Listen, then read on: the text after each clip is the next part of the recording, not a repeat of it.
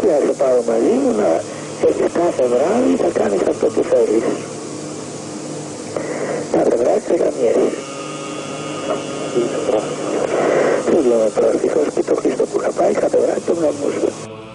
Εγώ έχω ανάγκη να φύγω, έχω επιθυμήσει να σε δω, να τα πούμε, να σε χαμίσω βράδυ. Δεν το ξανάγει.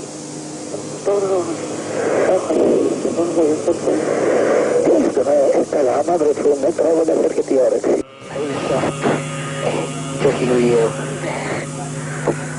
Πάντως θα πρέπει να γίνεται. Βέβαια. Χρειάζεται. Θέλω από τόσο καιρό. Μα είναι και φορές που το βανάει, αλλά και την Ελλάδα. Είτε να το λύσεις να βάλεις κερία, ότι πα. Το Πίμνιο όμως δεν είχε σκανδαλιστεί μόνο με τις σεξουαλικές προτιμήσεις του Μητροπολίτη πρώην Αττικής, αλλά και με τις αποκαλύψεις τόσο για την πανάκριβη βίλα του, η οποία διέθετε και πισίνα, όσο και για τα περίπου 2 δισεκατομμύρια δραχμές που είχε στην άκρη για ώρα ανάγκης. Είμαι και εγώ 40 χρόνια πιληρικός. Υπηρέτησα σε μεγάλες θέσεις, υπηρέτησα στο εξωτερικό. Δεν είχα δικαίωμα να έχω κάτι για μια ανάγκη.